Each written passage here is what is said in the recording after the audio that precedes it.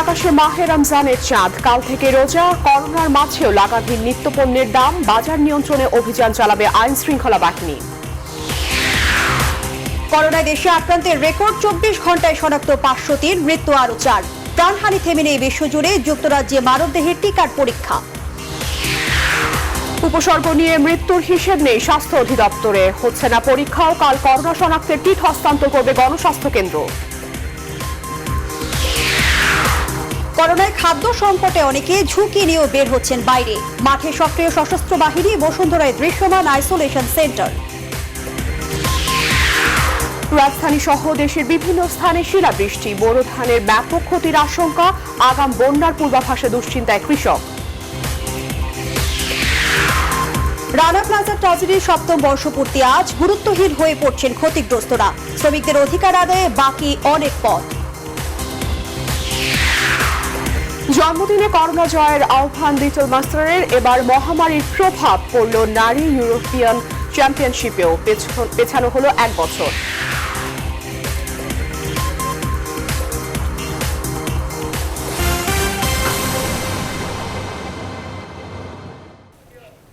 স্বাগত নিউজ 24 সন্ধ্যার সংবাদে।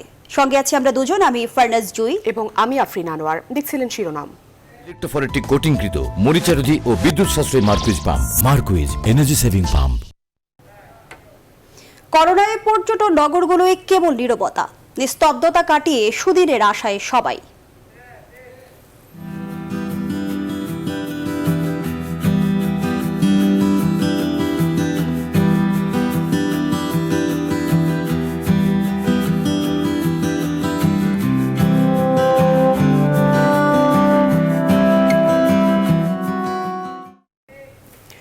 এ নিয়ে সংবাদে থাকছে বিশেষ প্রতিবেদন। এবারে বিস্তারিত। খোশামদের মাহে রমজান। আজ সেহরি খাওয়ার মধ্য দিয়ে শুরু হচ্ছে রোজা রাখা। মাসব্যাপী সিয়াম সাধনার মধ্য দিয়ে মহান আল্লাহ তাআলা নৈকট্যের আশা করবেন মুসলিম উম্মাহ। তবে করোনা ভাইরাসের সংক্রমণ ঠেকাতে মসজিদ বন্ধ না করলেও তারাবির নামাজ ঘরে বসে আদায় এবং ইফতার মাহফিল না করার নির্দেশ দিয়েছে ধর্ম মন্ত্রণালয়। ওলামা মাশায়েখরাও বলেছেন, সংকটকালে মুসলিম উম্মার সুরক্ষার কথা ভেবে ঘরে বসে ইবাদত করাটা উত্তম। তারা বলছেন, কোরআন হাদিসের আলোকে ঘরে বসে নামাজ আদায় করাতে কোনো বাধ্যবাধকতা নেই। তানজির মেহেদি জানাচ্ছেন বিস্তারিত।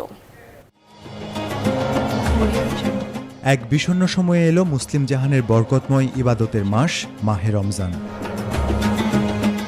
সিয়াম সাধনার মাসটি যখন এলো, তখন অদৃশ্য শত্রু করোনা ভাইরাসের বিরুদ্ধে লড়ছে গোটা বিশ্ব। কিন্তু ঢাল তলোয়ার নেই কোনো চিকিৎসা। তাই করোনা প্রতিরোধে মানুষকে থাকতে হচ্ছে ঘরে, নিশ্চিত করতে হচ্ছে সামাজিক দূরত্ব। থমকে আছে গোটা দুনিয়া। বাংলাদেশেও দফায় দফায় বাড়ানো হচ্ছে ছুটির সময়সীমা। জনসমাগম ঠেকাতে মুসলিম বিশ্বের তীর্থভূমি সৌদি আরবের মক্কা মদিনায় সীমিত হয়েছে নামাজ আদায়। দেশে দেশে বন্ধ রাখা হয়েছে মসজিদ। এ বাস্তবতায় মসজিদে নামাজ আদায়ের ক্ষেত্রে নিয়ম বেঁধে দিয়েছে ধর্ম মন্ত্রণালয়। প্রতি ওয়াক্তে সর্বোচ্চ 5 জন মসজিদে নামাজ আদায় করবেন। আর রমজানকালীন এশার সময় ইমাম, মুয়াজ্জিন, খতিব ও 2 হাফেজ সহ মোট 12 জন অংশ নিতে পারবেন। এরাই মসজিদে তারাবির নামাজও আদায় করতে পারবেন। অন্য মুসল্লিদের তারাবির নামাজ ঘরে থেকে আদায় করতে হবে। আসুন দল মত নির্বিশেষে করোনা ভাইরাসটাকে রাজনীতির হাতিয়ার হিসেবে ব্যবহার না করে এই সংক্রমণ থেকে জনসাধারণকে রক্ষা করার জন্য আমরা সমবেত হই। সকলে মিলে আমরা যাতে নিজেরাও বাঁচতে পারি, অপরকেও বাঁচাইতে পারি, এমন ভাবে চেষ্টা করার জন্য আমি সকলকে সবিনয় অনুরোধ জানাই। সরকারের এই সিদ্ধান্তের সঙ্গে দ্বিমত নেই ওলামা মাশায়েখদের। সুন্নত ইবাদতের ক্ষেত্রে মসজিদে হওয়ার স্বাভাবিক অবস্থায়ও এটাকে কোনো শরীয়তে জরুরি করে নাই যে এই ইবাদত করতে হবে। তারা বলছেন, ক্রান্তিকালে নিজের এবং অন্যের সুরক্ষায় তারাবির নামাজ ঘরে আদায়ে কোনো বাধা নেই। প্রশাসন আমাদেরকে যেটা বলছেন, এটা আমাদের কল্যাণের জন্য, এটা আমাদের মঙ্গলের জন্য, দেশ ও জাতির মঙ্গলের জন্য। সকল মানুষের দল বেঁধে মসজিদে যাওয়ার কোনো পরিস্থিতি এখনো হয়নি। এজন্য আমাদেরকে আল্লাহ পাকের কাছে আরো বেশি বেশি দোয়া করতে হবে। ওলামা মাশায়েখরা বলছেন, সংকটকালে যে কোনো ইবাদত ঘরে বসে করা যেতে পারে। যদি কোথাও কোনো মহামারী কোনো এলাকায় বা কোনো জায়গায় দেখা দেয়, সেখানে নতুন কোনো বাহিরে থেকে লোক ঢুকবেও না, আর ওখান থেকে লোক বেরও হবে না। এইটা হলো ইসলাম এবং আল্লাহ রাসূল সাল্লাল্লাহু আলাইহি ওয়াসাল্লামের নির্দেশ। প্রাণঘাতী করোনার ছোবল থেকে মুক্তি পেতে ঘরে বসে ইবাদাত এবং নিরন্ন মানুষের প্রতি সহযোগিতার হাত বাড়িয়ে দিতে মুসলিম উম্মার প্রতি আহ্বান জানান ইসলামী চিন্তাবিদরা। তানজির মেহেদি, নিউজ 24, ঢাকা। দেশের আকাশে চাঁদ দেখা গেছে। কাল থেকে শুরু মাহে রমজান। জাতীয় মসজিদ বাইতুল মোকাররমে জাতীয় চাঁদ দেখা কমিটি এই মুহূর্তে ব্রিফ করছে। আমরা সরাসরি যাব সেখানে। বাইতুল মোকাররম সভাকক্ষে অনুষ্ঠিত চাঁদ দেখা কমিটির সভায় 1441 হিজরি সালের রমজানের চাঁদ দেখা সম্পর্কে সকল জেলা প্রশাসন, ইসলামিক ফাউন্ডেশনের প্রধান কার্যালয়, বিভাগীয় জেলাসমূহ, বাংলাদেশ আবহাওয়া অধিদপ্তর, মহাকাশ গবেষণা ও দূর অনুধাবন প্রতিষ্ঠান হতে প্রাপ্ত তথ্য নিয়ে পর্যালোচনা করে দেখা যায় যে অদ্য 29 শাবান 1441 হিজরি, 11 বৈশাখ 1427 বঙ্গাব্দ, 24 এপ্রিল 2020 খ্রিস্টাব্দ শুক্রবার সন্ধ্যায় বাংলাদেশের আকাশে রমজান মাসের চাঁদ দেখার সংবাদ পাওয়া গিয়াছে। আলহামদুলিল্লাহ। এমত অবস্থায় 12 বৈশাখ 1427 বঙ্গাব্দ, 25 এপ্রিল 2020 খ্রিস্টাব্দ শনিবার থেকে 1441 হিজরি সালের পবিত্র রমজান মাস গণনা শুরু হবে। এই প্রেক্ষিতে 26শে রমজান 1441 হিজরি, 6 জ্যৈষ্ঠ 1427 বঙ্গাব্দ, 20 মে 2020 খ্রিস্টাব্দ বুধবার দিবাগত রাত্রে পবিত্র লায়লাতুল কদর পালিত হবে ইনশাল্লাহ। আহলান সাহলান মাহে রমজান। দেশবাসীকে মাহে রমজানের শুভেচ্ছা। সবাইকে রমজানের পবিত্রতা রক্ষার আহ্বান জানিয়ে এবং বিশেষ অবস্থায় আমরা এই রমজান মাস পালন করতে যাচ্ছি, সেই অবস্থা মাথায় রেখে সবাইকে নিজ নিজ দায়িত্বে এই রমজানের পবিত্রতা, নিজের সুরক্ষা রক্ষা করার জন্য বিনীতভাবে অনুরোধ জানাচ্ছি। আল্লাহ হাফেজ।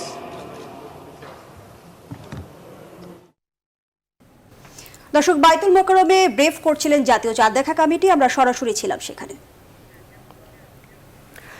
পবিত্র রমজানের স্বাস্থ্যবিধি মেনে চলার পরামর্শ দিয়েছে সরকারের স্বাস্থ্য অধিদপ্তর। আজ নিয়মিত ব্রিফিংয়ে এই পরামর্শ দেওয়া হয়। রমজানে হয়তো দিনের বেলা আমরা খাবো না, কিন্তু ইফতারের পরে আমরা যেন তরল পানি বেশি করে খাই, আদা লবণ মিশ্রিত গরম পানি দিয়ে গার্গেল করতে পারি, গরম পানি পান করতে পারি, কালোজিরা, মধু, ভিটামিন সি সমৃদ্ধ ফলমূল আমরা গ্রহণ করতে পারি, যা এই প্রতিরোধে সহায়ক হবে বা যা স্বাস্থ্যের জন্য ভালো। ভিটামিন সি, আমাদের যে রমজানের যা স্বাস্থ্যবিধি আছে আমরা সেগুলো মেনে চলবো, এবং করোনা প্রতিরোধের যা স্বাস্থ্যবিধি আছে আমরা। পর্যাপ্ত ভোগ্যপণ্য আমদানি হলেও রমজানকে কেন্দ্র করে দেশের অন্যতম বড় পাইকারি বাজার চট্টগ্রামের খাতুনগঞ্জে বেড়ে গেছে দাম। পাইকারির বাইরে খুচরা বাজারেও লাগাম নেই নিত্য পণ্যের দামে। ব্যবসায়ীরা বলছেন পরিবহন সংকট ও শ্রমিকের মজুরির কারণেই মূল্য বৃদ্ধি। এছাড়া দাম বাড়ানো নিয়ে বরাবরের মতো একে অন্যের ওপর দোষ চাপাচ্ছেন পাইকারি ও খুচরা বিক্রেতারা। নয়ন বড়ুয়া জয়ের তথ্যচিত্রে ডেস্ক রিপোর্ট। আবার এলো রমজান, তাই চট্টগ্রামের খাতুনগঞ্জে যেন দম ফেলার সুযোগ নেই শ্রমিকদের। চাকতাই ও খাতুনগঞ্জের পুরো বাজার এখন সরগরম। এ থেকেই বোঝা যায় পণ্যের আমদানির বাস্তব চিত্র। তবুও বাড়ছে দাম। কয়েকদিনের ব্যবধানে খাতুনগঞ্জে সব ধরনের নিত্যপণ্যের দাম বেড়েছে কেজি প্রতি 10 থেকে 20 টাকা। তবে দাম বৃদ্ধির সবচেয়ে বড় প্রভাব পড়েছে পেঁয়াজ, রসুন, আদা, ছোলা ও চিনির উপর। রমজানের মধ্যে ছোলাটার যে দাম, ও দামে কিন্তু আমাদের জন্য অনেক কষ্টকর হয়ে যাচ্ছে। পেঁয়াজ, আদা, রসুন, তারপর ডাল, এগুলো সবগুলো একটু একটু বাড়তে আর কি। পাইকাররা দোষ চাপাচ্ছেন আমদানিকারক ও খুচরা বিক্রেতাদের উপর। ইন্ডিয়ান পেঁয়াজ আসছে না, আগে যেগুলো আমাদের বাংলাদেশের ভিতরে ছিল ওই পেঁয়াজটা বেচছে এখন 48 থেকে 50। আর বার্মা পেঁয়াজ যেটা ভালো গুড কোয়ালিটির ওইটা বেচছি আমরা 50, আর যেগুলো একটু নিম্ন কোয়ালিটি ওটা 45 থেকে 48 টাকা। পরিবহনের ভাড়া বেশি, লেবার খরচ বেশি, আর মালের সরবরাহ কম। আমদানিকারকদের দাবি, শ্রমিক সংকট ও আন্তর্জাতিক বাজারে লকডাউনে সৃষ্ট বিরূপ পরিস্থিতির কারণে দাম কিছুটা বেড়েছে। পোস্টিংটা বেশি হচ্ছে শ্রমিকের কম হওয়ার কারণে। ইন্ডিয়া এবং মিয়ানমার এখানে লকডাউনের কারণে ওখানে বন্ধ আছে। পাইকারিতে 10 টাকা বাড়লে খুচরা বাজারে পণ্যের দাম বেড়ে যাচ্ছে অন্তত 20 টাকা। খুচরা বিক্রেতারা বলছেন পাইকাররা ইচ্ছে মতো দাম নেয় এই পার্থক্য। পাইকারি মূল্য বেড়ে গেছে। বস্তার দাম যেমন আপনি গত সপ্তাহে আমরা চিরা বিক্রি করছিলাম 2000 টাকা ফর বস্তা, এখন 2600-2700 টাকা। আমাদেরকে যেহেতু খুচরা বাজার আনতে হয়, ওদের থেকে কিনে আমাদেরকে আনতে হয়। আমাদের কেরিং চার্জ আছে, লেবার চার্জ আছে, আর ঘাটতি আছে মালের মধ্যে। এমন বাস্তবতায় নিয়মিত বাজার তদারকির দাবি জানিয়েছেন ভোক্তারা। Desk report, news 24। এদিকে রমজান মাসকে সামনে রেখে নিত্য প্রয়োজনীয় পণ্য কিনতে কাঁচা বাজারে বেড়েছে ক্রেতাদের আনাগোনা। পণ্যের দাম সহনীয় রাখতে তদারকি করছে আইন শৃঙ্খলা বাহিনী ও ভোক্তা অধিকার সংরক্ষণ অধিদপ্তর। কঠোর অবস্থানের কথাও জানিয়েছে তারা। আরো জানাচ্ছেন মৌ খন্দকার। করোনা ভাইরাসের প্রাদুর্ভাবে অঘোষিত লকডাউনে দেশ। এই মহাদুর্যোগের মধ্যেই এলো মাহে রমজান। তবে মহামারীও যেন প্রভাব ফেলতে পারল না বাজারে। রমজানের চাহিদা থাকায় বাড়তির দিকে ইফতার সামগ্রীর দাম, অন্য পণ্যের দামও বাড়ছে লাগামহীনভাবে।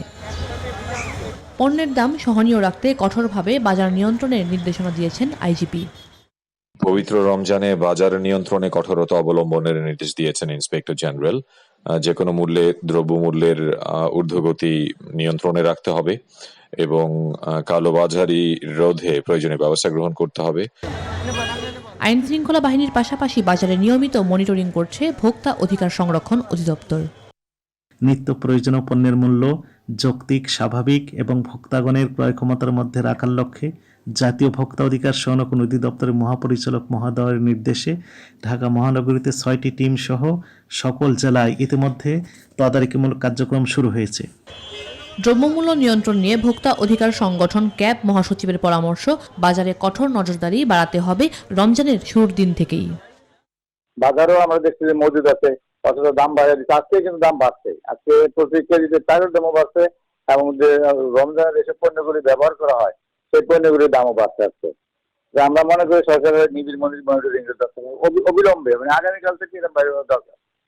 রমজানের ন্যায্য মূল্য ভোগ্যপণ্যের সরবরাহ নিশ্চিত করতে খোলা বাজারে 450 ট্রাকে পণ্য বিক্রি করছে টিসিবি।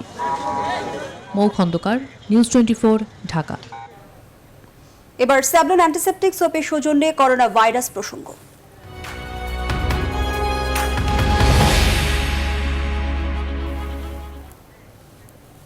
দেশে 24 ঘন্টায় করোনা ভাইরাসের রোগী শনাক্তের সংখ্যা আগের দিনের তুলনায় বেড়েছে। তবে এই সময়ে মৃত্যুর সংখ্যা কমেছে। 24 ঘন্টায় 4 জন করোনায় আক্রান্ত হয়ে মারা গেছেন। একই সময় দেশে করোনায় আক্রান্ত ব্যক্তি শনাক্ত হয়েছেন 503 জন। এর মধ্য দিয়ে দেশে প্রথমবার 24 ঘন্টায় 500 ছাড়ালো করোনা শনাক্তের সংখ্যা। সুস্থ হয়েছেন 4 জন। বিস্তারিত জানাচ্ছেন নাফিয়া ফারজানা। দেশে প্রাণঘাতী করোনার প্রকোপ বাড়ছেই। বৃহস্পতিবার 414 জন নতুন শনাক্তের কথা জানানো হয়। ওই দিন মারা যান 7 জন। 24 ঘন্টার ব্যবধানে আক্রান্তের সংখ্যা প্রায় 100। 500 ছাড়িয়ে গড়েছে রেকর্ড। আর মোট শনাক্তের সংখ্যা 4698 জন। তবে একদিনের ব্যবধানে মৃত্যুর সংখ্যা কমেছে। নতুন করে মারা গেছেন 4 জন। এ নিয়ে মোট মৃত্যু 131। আমাদের আইসোলেশনে 24 ঘন্টায় 123 জন আছেন এবং মোট আইসোলেশনে আছেন বর্তমানে 995 জন। 24 ঘন্টা আইসোলেশন থেকে ছাড় পেয়েছে 28 জন এবং এ পর্যন্ত 622 জন। গেল 24 ঘন্টায় 3686টি নমুনা পরীক্ষা করা হয়। আগের দিন এই সংখ্যা ছিল 3416। আগের দিনের তুলনায় 7% বেশি লোকের নমুনা পরীক্ষা হয়েছে।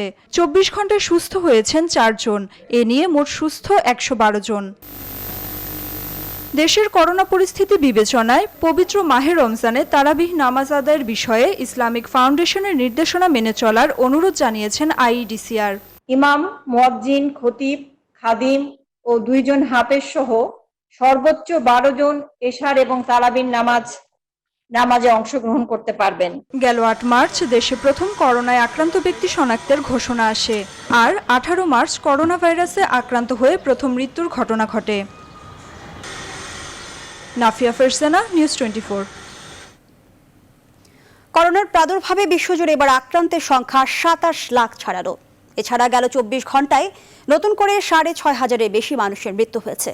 মোট মৃতের সংখ্যা 1,91,000-এর বেশি। এর মধ্যে সংক্রমণের শীর্ষে থাকা যুক্তরাষ্ট্রে গেল 24 ঘন্টায় নতুন করে প্রাণ হারিয়েছেন 2,325 জন রোগী। নতুন করে 31,487 জন আক্রান্ত হয়। দেশটিতে মোট সংক্রমণ 8,80,000-এর বেশি মানুষ। তবে গেল কয়েকদিন ফ্রান্স, স্পেন, ইটালি ও জার্মানিতে মৃত্যুহার কিছুটা কমেছে। ইউরোপের অন্যান্য দেশগুলোর তুলনায় যুক্তরাজ্যে মৃত্যু ও আক্রান্ত এখনও বেশি। ব্রিটেনে নতুন 638 জনের মৃত্যুতে মোট মৃতের সংখ্যা দাঁড়িয়েছে 18,738 জনে। তবে সুস্থ হওয়া মানুষের সংখ্যাও কম নয়।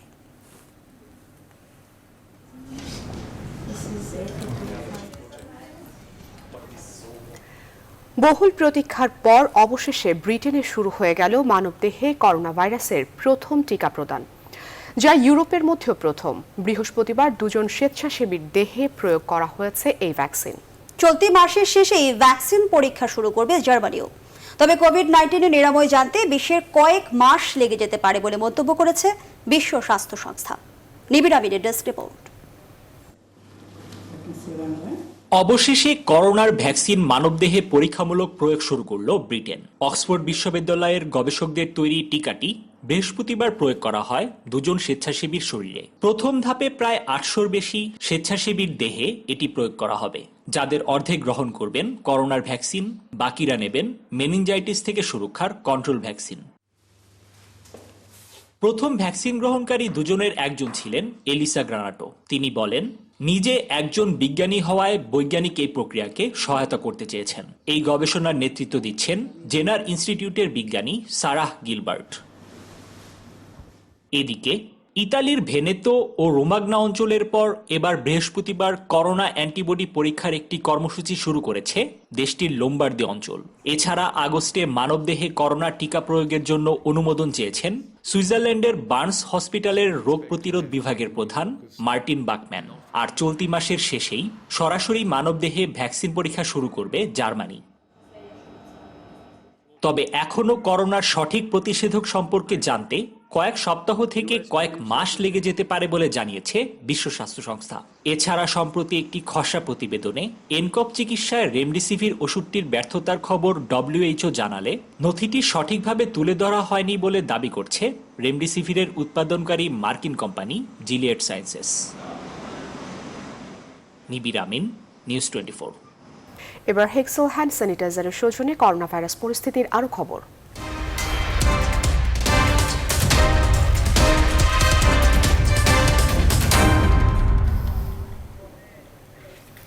গেল 48 ঘন্টায় দেশের 8 জেলায় করোনা ভাইরাসের উপসর্গ নিয়ে মারা গেছেন 10 জন। এছাড়াও জ্বর, শ্বাসকষ্ট সহ বিভিন্ন উপসর্গে যারা মারা গেছেন সেই হিসেব নেই স্বাস্থ্য অধিদপ্তরের কাছে। বিশেষজ্ঞ চিকিৎসকরা মনে করেন, এমন ব্যক্তিদেরও বৃহৎ পরিসরে পরীক্ষা না করালে প্রকৃত করোনা রোগীর সংখ্যা জানা সম্ভব নয়। রিশাদ হাসান জানাচ্ছেন বিস্তারিত। 23 এপ্রিল মধ্যরাত থেকে 24 এপ্রিল বিকেল পর্যন্ত দেশের 8 জেলায় আইসোলেশনে থাকা অন্তত 10 জনের মৃত্যুর খবর মেলে বিভিন্ন গণমাধ্যমে। তবে হাসপাতালের বাইরে সারা দেশে সাধারণ শ্বাসকষ্ট, জ্বর সহ করোনা উপসর্গে কি পরিমাণ মৃত্যু হচ্ছে তার কোনো হিসেব নেই স্বাস্থ্য অধিদপ্তরের কাছে। 24 এপ্রিল পর্যন্ত পিসিআর টেস্টের পরিমাণও 4000-এর নিচে। এমন বাস্তবতায় বিশেষজ্ঞ চিকিৎসকরা মনে করেন, মৃত বা জীবিত সবারই পরীক্ষা না হলে প্রকৃত করোনা আক্রান্তের সংখ্যা জানা সম্ভব নয়। ঠিক সময় মতো নমুনা সংগ্রহ এবং বিজ্ঞানসম্মত উপায়ে নমুনা সংগ্রহ না করার জন্য এই ফলাফলটি আসছে। অসংখ্য কেস আছে যারা আপনার প্রেজেন্টেশন ছিল জ্বর নিয়ে, কাশি নিয়ে, পরবর্তীতে শ্বাসকষ্ট হয়েছে 10 দিনের মধ্যে। তাহলে এই ধরনের প্যান্ডেমিক সময়ে এই ধরনের ডেফিনিশন ক্রাইটেরিয়া মানে তো কোভিড, তাহলে এগুলোকে তো আমরা ইনক্লুড করলাম না। আইডিসিআর এর উপদেষ্টা ডক্টর মুস্তাক হোসেন জানান, প্রতিদিন অন্তত 10,000 নমুনা পরীক্ষার সক্ষমতা থাকার পরেও জনবলের অভাবে তা সম্ভব হচ্ছে না। আমাদের যে সক্ষমতা আছে সেটা 10,000 পর্যন্ত প্রতিদিন টেস্ট করা সম্ভব হতে পারে। এখানে কতগুলো সমস্যা আছে। একটা হচ্ছে যে টেস্ট করবার জন্য যে নমুনা সংগ্রহ করবার জন্য মেডিকেল টেকনোলজিস্ট তাদের সংখ্যা খুবই কম। তাদেরকে জরুরি ভিত্তিতে কিংবা স্বেচ্ছাসেবক হিসাবে তাদেরকে কাজে লাগানো দরকার। যে কোনো অবস্থায় সক্ষমতা বৃদ্ধি করে পর্যাপ্ত পরীক্ষার পরামর্শ দিচ্ছেন বিশেষজ্ঞরা। রিশাদ হাসান, নিউজ 24, ঢাকা। শনিবার বেলা 11টায় রাজধানীর গণস্বাস্থ্য কেন্দ্র নগর হাসপাতাল থেকে আনুষ্ঠানিকভাবে সরকারের 10টি প্রতিষ্ঠানের কাছে করোনা ভাইরাস শনাক্তকরণ কিট হস্তান্তর করা হবে, জানিয়েছেন গণস্বাস্থ্য কেন্দ্রের প্রতিষ্ঠাতা ডক্টর জাফরুল্লাহ চৌধুরী। শুক্রবার বিকেলে নিউজ 24-কে টেলিফোনে এই তথ্য জানান তিনি। করোনা নিয়ন্ত্রণে গণস্বাস্থ্য উদ্ভাবিত কিটে শতভাগ সফলতা এসেছে বলে জানান তিনি। আশা প্রকাশ করে বলেন, এই কিটের ব্যবহার শুরু হলে জাতি করোনা ভাইরাসের প্রাদুর্ভাব থেকে মুক্তি পাবে। 11টায় আমাদের ওখানে কিট হ্যান্ডওভার হবে। এটা সিম্বলিক হলো পাকিস্তানিরা যেমন সারেন্ডার করতেছে, আমার কিটের কাছে সে করোনা সারেন্ডার করতেছে। করোনা রোগীদের চিকিৎসায় দেশের সবচেয়ে বড় আইসোলেশন সেন্টারে 750 বেড প্রস্তুত। আর মাত্র 2-3 দিনের মধ্যে পুরোপুরি দৃশ্যমান হবে 2013 শয্যার এই অস্থায়ী হাসপাতাল। নির্মাণ কাজের তত্ত্বাবধানে থাকা স্বাস্থ্য প্রকৌশলীরা বলছেন, নানা প্রতিকূলতার পরও এ মাসেই পূর্ণাঙ্গ কাজ শেষ করবেন তারা। বিস্তারিত জানাচ্ছেন হাবিবুল ইসলাম হাবিব। মাত্র 14 দিনে অনেকটাই দৃশ্যমান করোনা রোগীদের চিকিৎসায় নির্মাণাধীন দেশের সবচেয়ে বড় আইসোলেশন সেন্টারটি। এরই মধ্যে 750 শয্যা প্রস্তুত। বাকি কাজও শেষ হবে 2-3 দিনের মধ্যে। চলতি মাসের মধ্যে দৃশ্যমান হবে করোনা রোগীদের চিকিৎসায় নির্মাণাধীন এই অস্থায়ী হাসপাতালটি। এমন বিপর্যয়ের মুখে দেশ আগে কখনো পড়েনি, তাই দ্রুততার সাথে হাসপাতাল নির্মাণ করাটাও বেশ কঠিন ছিল বলে জানান বসুন্ধরা ইন্টারন্যাশনাল কনভেনশন সিটির পরিচালক। বিশাল এই কর্পোরেট জায়গায় হাসপাতাল করায় প্রতিদিন কয়েক লাখ টাকা ব্যয় সত্ত্বেও দেশের সেবায় দিতে পেরে গর্বিত বলে জানান আইসিসিবির এই পরিচালক। এখানে আমরা এই টেন্টটি কিন্তু অনেক খরচ সাপেক্ষ। প্রতিদিনই এরই আমি একটু আগেই বলছিলাম যে এটি আমাদের ওভারহেড কস্ট সব কিছু মিলে আমাদের জায়গার যে দাম, যে তাতে করে আমাদের এখানে প্রচুর আমরা ভাড়ার অঙ্কে এটা অনেক। তো সেই হিসাবে আমি মনে করি যে এটা আমাদের কোনো টাকার অঙ্কে নয়, মানসিক নির্ভরতা বা আমাদের সরকারকে সহযোগিতা করার মানসিকতার কারণেই আমরা এই পদক্ষেপে আজকে আসছি। 2013 শয্যার আইসোলেশন সেন্টারের এক অংশের নির্মাণ কাজ শেষ হওয়ায় এখন স্বস্তির নিঃশ্বাস ফেলছেন স্বাস্থ্য প্রকৌশলীরা। বলেন, এ মাসের মধ্যেই রোগীদের চিকিৎসা উপযোগী করে স্বাস্থ্য মন্ত্রণালয়কে হস্তান্তর করা হবে হাসপাতালটি। আমাদের যে টার্গেট ছিল সেই টার্গেট থেকে আমাদের মনে হয় আমরা একটু পিছিয়ে গেলাম। তবে আমাদের সব কিছুই আমাদের সাইডে আছে। এখন আমরা শুধু প্রকিওর করব এবং বসাবো। ইনশাল্লাহ যে আমরা এ মাস নাগাদ শেষ নাগাদ চালু হবে বলে আমি আশা করি। কাজ শেষ হলে করোনা মোকাবেলায় এই অস্থায়ী হাসপাতালটি হবে দেশের স্বাস্থ্যসেবায় এক অনন্য দৃষ্টান্ত বলে মনে করেন সংশ্লিষ্টরা। হাবিবুল ইসলাম হাবিব, নিউজ 24, ঢাকা। রমজান উপলক্ষে খেটে খাওয়া দরিদ্র ও কর্মহীন মানুষের মাঝে চাল ডাল সহ নিত্যপণ্য বিতরণ করেছেন রংধনু গ্রুপের চেয়ারম্যান ও নারায়ণগঞ্জের রূপগঞ্জের কায়েতপাড়া ইউনিয়নের চেয়ারম্যান রফিকুল ইসলাম। শুক্রবার বিকেলে কায়েতপাড়া নওড়া এলাকায় ইউনিয়ন পরিষদের একটি অস্থায়ী কার্যালয়ে 5000 পরিবারকে সহায়তা দেওয়া হয়। এ সময় সরকারের নির্দেশনা মেনে বজায় রাখা হয় সামাজিক দূরত্ব। পুরো রমজান জুড়ে সহায়তা কার্যক্রম চলমান থাকবে বলে জানান রফিকুল ইসলাম। গেল কয়েকদিন ধরে বসুন্ধরা গ্রুপ ও রংধনু গ্রুপের উদ্যোগে রূপগঞ্জের বিভিন্ন এলাকায় 30,000 মানুষকে খাদ্য সহায়তা দেওয়া হয়। শুক্রবার রমজান উপলক্ষে 6টি গরু জবাই করে দরিদ্রদের মাঝে বন্টন করা হয়। দেয়া হয় তেল, আটা সহ অন্যান্য নিত্যপণ্য। রূপগঞ্জের মাটিতে বসুন্ধরা গ্রুপ এবং রংধনু গ্রুপ 50,000 পরিবারকে আমরা খাদ্য সামগ্রী বিতরণ করব। পর্যায়ক্রমে আমরা এখন পর্যন্ত প্রায় 26 আজকে পর্যন্ত 30,000-এর মতো হবে, আর বাকিটাও আরো 20,000 আমরা পর্যায়ক্রমে বিতরণ করবো ইনশাআল্লাহ। প্রাণঘাতী করোনা প্রতিরোধে মানুষকে ঘরে থাকার আহ্বান জানিয়েছেন আইনশৃঙ্খলা বাহিনী সহ সেনা সদস্যরা। র্যাব ও সেনা সদস্যদের পক্ষ থেকে রাজধানীর প্রধান সড়কগুলোতে অবাধ বিচরণে নিরুৎসাহিত করতে দেখা গেছে। তবু অকারণে ঘর থেকে বের হচ্ছেন অনেকে। সব জেনেও সরকারের অঘোষিত লকডাউন উপেক্ষা করেই অনেকেই আসছেন ঘরের বাইরে। এদের মধ্যে কেউ বের হচ্ছেন অকারণে, কেউ আবার ত্রাণ পেতে। রাজধানী সহ দেশের বিভিন্ন স্থানে আজও শিলাবৃষ্টি ও বজ্রসহ বৃষ্টি হয়েছে। মাঠের পাকা ধান নিয়ে তাই হাওর অঞ্চলে বেশ বিপাকে কৃষক। ফলন ভালো হলেও আগাম বন্যার পূর্বাভাসে ফসল ঘরে তুলতে পারবেন কিনা তা নিয়ে শঙ্কায় রয়েছেন তারা। ফসল দ্রুত ঘরে তুলতে উন্নত কৃষি যন্ত্রপাতি ব্যবহারের পরামর্শ দিচ্ছেন বিশেষজ্ঞরা। আশাও মিলেছে প্রশাসনের পক্ষ থেকে। সুনামগঞ্জ প্রতিনিধি বোরহানুদ্দিনকে সাথে নিয়ে বিস্তারিত জানাচ্ছেন নাজিয়া কণা। সারাদিন দিগন্ত জুড়ে কালো মেঘ, মাঝে মাঝে দমকা বাতাসের সঙ্গে তুমুল বৃষ্টি। শহরে এই আবহাওয়া অনেক সময় উপভোগ্য হলেও এই মুহূর্তে হাওরে এটা চরম আশঙ্কা জাগায়। হাওরে এখন পাকা বোরো ধান কাটার সময়। বৃষ্টির পানি জমে কিংবা দমকা হাওয়ায় গাছ হেলে পড়ে এই ধান নষ্ট হলে কৃষক পরিবারগুলোর দিন কাটবে খেয়ে না খেয়ে। কারণ এক ফসল এসব জমির ধানই কৃষকের সারা বছরের খোরাকি। মেঘ বাদলি পড়লে ভিজা ধানটা শুকানি যায় না, আর না শুকানোর কারণে এই ধানটা সরকার কর্তৃপক্ষ নিতে চায় না। একদিকে বৃষ্টির কারণে তাড়াহুড়ো, অন্যদিকে বজ্রপাতে মৃত্যুর ভয়। দুই মিলিয়ে উভয় সংকটে কৃষক। বিশ্লেষকরা বলছেন, শ্রমিক সংকট দূর করতে আধুনিক কৃষি যন্ত্রের ব্যবহার আরও আগেই নিশ্চিত করা জরুরি ছিল। যে বৃষ্টি বজ্রপাত ঠাটা উঠা মারতেছে, এর লাগে তো অনেক কৃষকরা ধরে ধান কাটতেছে না। গতকাল 4 জন মানুষ মারা গেছে টাটায়, খুবই একটু বই হয়। আর এই যে তুফান দিলে সম্পূর্ণ ধান ফালিয়ে দেয়, হাতে সমস্যা হয়, হাত কাটে যায়। আজকে যে উদ্যোগটি নিয়েছেন মেকানাইজেশনের এবং শ্রমিক পরিবহনের, এটি যদি আরো কয়েকদিন আগে করা হতো তাহলে হয়তো আমরা এই সংকটে পড়তাম। প্রশাসন বলছেন, লকডাউনে বেকার জনগোষ্ঠীকে ধান কাটায় কাজে লাগানো হয়েছে। ধান কাটার জন্য শ্রমিকরা তারা এসছে, তাদেরকে আমরা নিরাপদ আবাসের জন্য স্থানীয় স্কুল, কলেজ, মাদ্রাসা সেগুলোকে ব্যবহার করতে দিচ্ছি। সিভিল সার্জনের মাধ্যমে প্রতিটি উপজেলায় একটি করে মেডিকেল টিমের মাধ্যমে তাদের স্বাস্থ্য পরীক্ষার বিষয়টি আমরা দেখভাল করছি। বিশেষজ্ঞরা আগামী 8 থেকে 10 দিনের মধ্যে হাওর এলাকার সম্পূর্ণ ধান ঘরে তোলার পরামর্শ দিচ্ছেন, নইলে পড়তে পারে বন্যার কবলে। মেঘালয়ে 28-29 তারিখ থেকে যে বন্যা বা বৃষ্টি হওয়ার সংখ্যা আবহাওয়াবিদরা যে আভাস দিয়েছেন, সেটা যদি হয় তাহলে আমাদের ধরেন মে মাসের 4 থেকে 5 তারিখের মধ্যে আমাদের দেশে এটা বন্যা হবে। এবছর কেবল সুনামগঞ্জের 33টি হাওরে অন্তত 2,19,000 হেক্টর জমিতে বোরো আবাদ হয়েছে। Desk report, news 24। Rana Plaza ট্র্যাজেডির 7 বছর আজ। 2013 সালের এই দিনে প্রায় 1200 শ্রমিকের মৃত্যুর ঘটনা শুধু বাংলাদেশ নয়, বিশ্ব ইতিহাসে অন্যতম ভয়াবহ শিল্প দুর্ঘটনা। শুরুর দিকে সরকার ও পোশাক শিল্প মালিকদের নানা মহল ক্ষতিগ্রস্তদের পাশে থাকার অঙ্গীকার নিয়ে এগিয়ে এলেও দিনে দিনে তাদের পরিবারগুলোর প্রতি গুরুত্ব এবং আবেদন অনেকটাই কমেছে।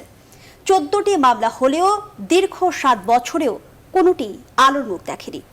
নাজমুল হুদার তথ্য ছবিতে, ডেস্ক রিপোর্ট। প্রতিদিনের মতো 24 এপ্রিলও কাজ করছিলেন রানা প্লাজার কয়েকটি পোশাক কারখানার শ্রমিকরা।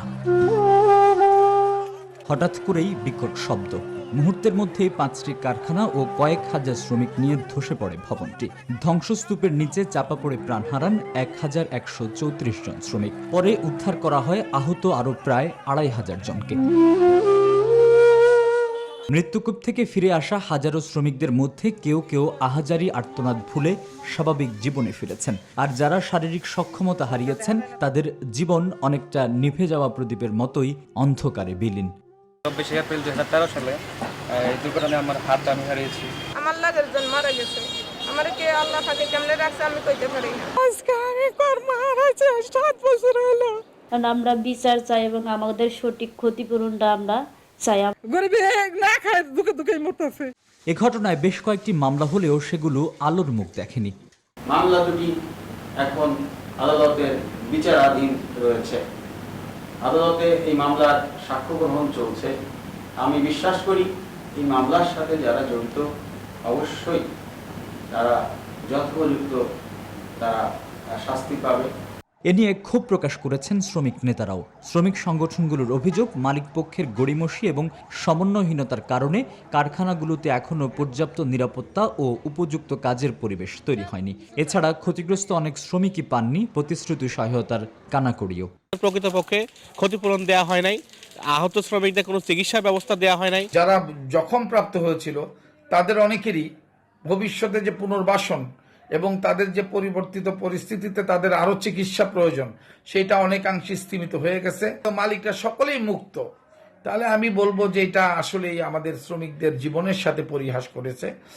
বেদনার অশ্রু প্রার্থনার ফুল হাতে প্রতি বছর ঘটনাস্থলে আসেন সহকর্মী, স্বজন ও বন্ধু হারানো কিছু মানুষ।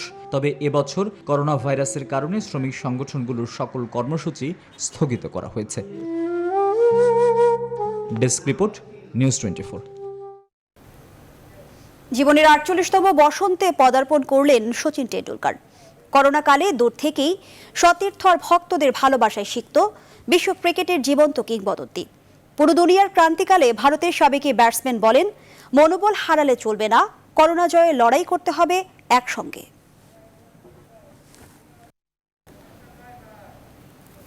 এবার করোনা ভাইরাসের প্রভাব পড়ল নারী ইউরোপিয়ান চ্যাম্পিয়নশিপেও। ইংল্যান্ডের মাটিতে 2021 সালের জুলাইয়ে অনুষ্ঠিত হওয়ার কথা ছিল নারী ইউরো, কিন্তু পুরুষ ইউরো ও অলিম্পিকের সঙ্গে সংঘর্ষ এড়াতে ওই সময় হচ্ছে না টুর্নামেন্টটি। তাই 1 বছর পিছিয়ে আয়োজন করা হবে 2022 সালে।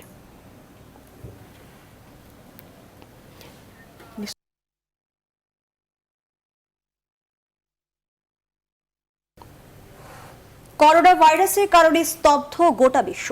বিশ্ববাসীর আকাঙ্ক্ষিত শহরগুলোয় আবার কবে লোকারণ্য দেখা যাবে সে বিষয়ে নিশ্চিত নয় কেউই। নগর জীবনের এমন নিস্তব্ধ রূপ ইতিহাস হয়ে থাকবে আগামী দিনগুলোয়। বিশ্বের এমনই কয়েকটি ব্যস্ততম শহরের বর্তমান প্রেক্ষাপট তুলে ধরেছেন সাজিয়া ইসলাম।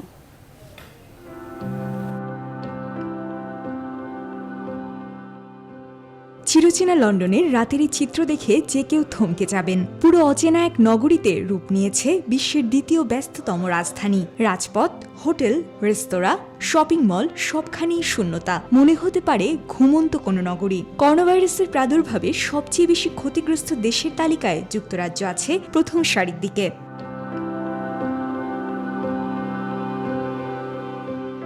ভ্রমণ পিপাসুদের অন্যতম আকর্ষণ ফ্রান্সের আইফেল টাওয়ারে প্রতি মুহূর্তে মানুষের বিচরণ থাকত, কিন্তু করোনা ভাইরাস সবকিছু ওলটপালট করে দিয়েছে। বর্তমানে দেশটিতে কোভিড-19 রোগীর সংখ্যা 1,58,000 ছাড়িয়েছে, যার কারণে প্যারিস এখন ভুতুড়ে শহর।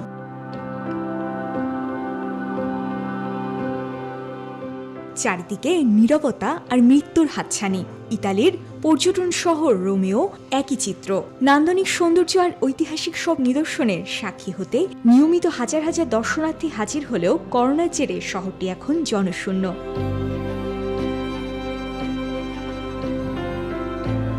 তবে শীঘ্রই এই স্তব্ধতা কাটিয়ে সুদিনের আলো ফুটবে পৃথিবীর বুকে, এমনটাই প্রত্যাশা সবার। সাজিয়া ইসলাম, নিউজ 24। আর এর মধ্য দিয়ে শেষ করছি সন্ধ্যার সংবাদ। এ পর্যায়ে শিরোনামগুলো জানাবো আরেকবার।